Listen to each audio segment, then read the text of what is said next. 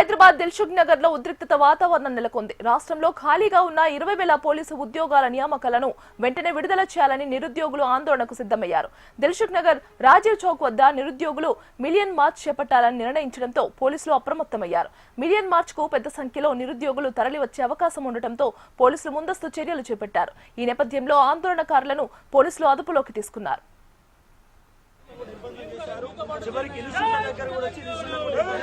Congress government 2 సార్లు దాటిపోయింది.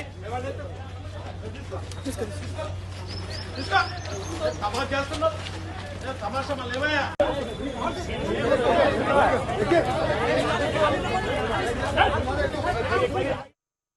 2 లక్షల ఉద్యోగాలు ఇస్తామని ప్రభుత్వం ఒక్క నోటిఫికేషన్ కూడా ఇవ్వకుండా ఇవాళ ఆటలాడుతున్న సందర్భం కనబడతా ఉంది.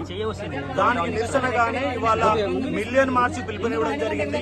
విద్యార్థులంతా సామూహికంగా పోవడానికి ఇన్స్టిట్యూట్ రాగానే పోలీసులు మొత్తం కూడా ఇన్స్టిట్యూట్ మొత్తం రౌండ్ చేసి బయటికి వెళ్లకుండా దిగ్బంధించారు మమ్మల్ని. కాబట్టి ఈ ప్రభుత్వాన్ని 2 లక్షల ఉద్యోగాల నోటిఫికేషన్ తక్షణమే విడుదల చేయాలని మేము డిమాండ్ చేస్తా ఉన్నాం. ఎందుకంటే వీళ్ళు సంవత్సరంలో 2 లక్షల ఉద్యోగాలు ఇస్తామని చెప్పారు. ఇప్పటి వరకు ఒక్క నోటిఫికేషన్ లేదు. గత గవర్నమెంట్ ఇచ్చిన ఉద్యోగాలకు పత్రాలు ఇచ్చారు తప్ప ఒక్క నోటిఫికేషన్ ఇవ్వక దౌర్భాగ్యమైన ముఖ్యమంత్రి.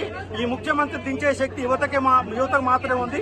ఖచ్చితంగా ఈ నిరుద్యోగులందరూ కలిసి వచ్చేసారి రేవంత్ రెడ్డిని పాతాళాన్ని తొక్కడం ఖాయము. ఆయన నిరుద్యోగుల గురించి ఏ రోజు పట్టించుకునే సందర్భాలు లేవు.